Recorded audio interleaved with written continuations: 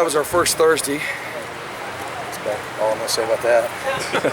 I hate Thursdays. I think we're going to do away with them, especially on Sunday. They don't work very good.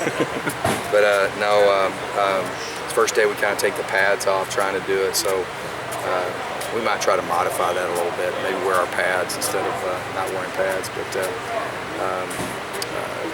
guys, I like today because I seen some guys like Will and Darby getting after people that weren't doing it the right way.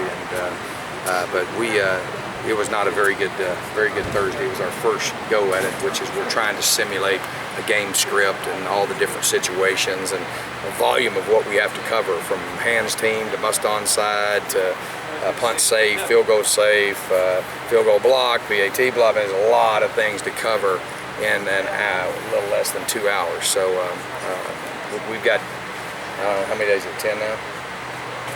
Come on, Dad. You should know that. 11. It's 11, right?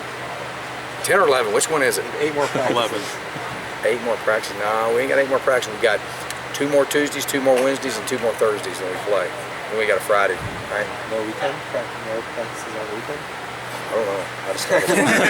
I don't even know what day it is, but no, we still got some work to do, you know. And what I told them, you know, obviously week 1, you got a team.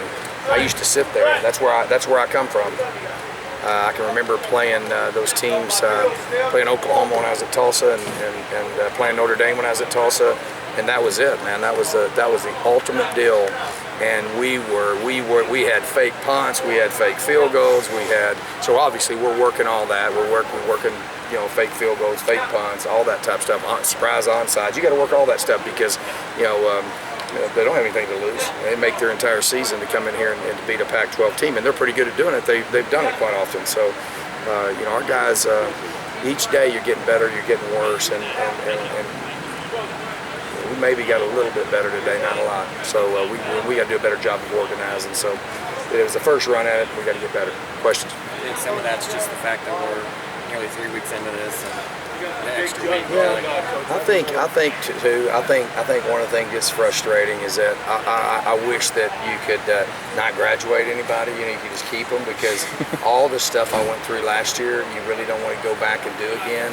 In reality, you have to. And so this is the first day for about 25 guys that are in the 2 deep. A lot of them in 2 deep, to come out and do a Thursday practice, and they weren't very mentally mature to handle it. And our scout teams weren't very good. And you know, certain things about it are nice. You know, we got a pretty good O-line down there with Powers and Christian Westermer, but we've got, you know, 1 or 2 slots that are not doing very good. So some of that stuff's a little frustrating. You got to keep doing that. That's an every year process, and that's why you hopefully, you know, as you get good at this, you'll have guys redshirting, and you don't have to have them play as quickly as we're having to have people play. Are you happy with the progress you've seen from Mikey Eubank in the fall camp? Mike's had a great camp. I think Mike's you know, definitely a weapon for us. Not just running the ball either. I think he's a guy that you know, can do a lot of things. Our quarterbacks, I said that last year. We have 3 really good quarterbacks. I you know, trust all 3 of them. You talk so much about your new receivers and everything, but you guys like to run the ball. Just how's the running game looked these last few days? I think it's looked really good. I mean, I think the really only thing I can go by is Camp T. That was really the one. We had a little half scrimmage in that one, and, you know, trying to keep everybody healthy, and that they ran the ball extremely well. So you know, obviously Marion is a guy that is a dynamic player, and then DJ is a guy that I think that you know, that they do so many great things. And then we got some things to complement them. You know, I think in the run game that's good, and you know, so I feel good about our ability to score points. You know, we don't turn the ball over. We don't have negative plays, stupid penalties. We'll score points.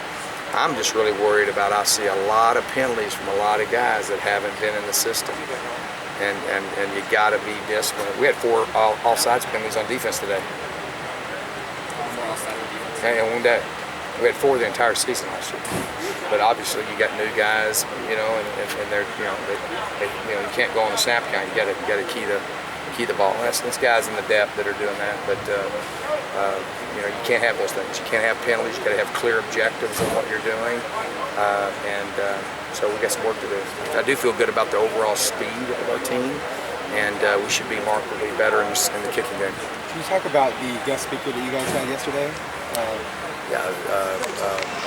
Marcus Luttrell was obviously it was about life skills. It really wasn't about football. He said very little about football. It's a phenomenal story. I don't know if you got a chance to read the book, but one of the things that we were trying to do is teach these guys about how to win in life, and unbelievable life lesson, and obviously unbelievable American, and the stories were unbelievable. I mean, just remarkable what he had been through, and I think our guys were really impacted by it.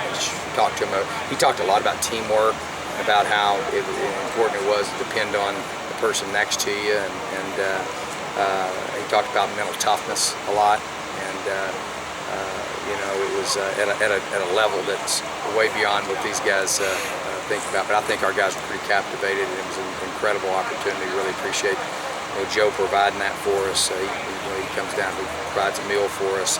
Guys had steak and lobster last night, so they loved that. And then obviously getting to hear a great American like Marcus was pretty special. I know it was special for me. I enjoyed it, but it was more life skills than it was.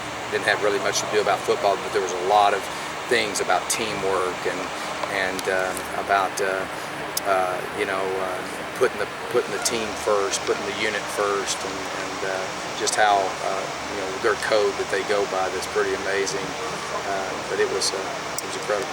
Can you speak to Marion's maturity, just coming into the program, making an impact, and then the strength? I think it's really hard. I think that's one of the things we pride ourselves in doing, is that like I've said, I think I'll take a Marion Grice every year. People talk a lot of times in a negative way about junior college players, but being able to transition them and be able to have the structure and the discipline, I think Marion would tell you, has helped him tremendously, and you get that through relationships. So we've got a great trust, a great bond with him, and he's matured unbelievably. Especially, I think this spring and summer he has really matured, and I think is poised to have a great year.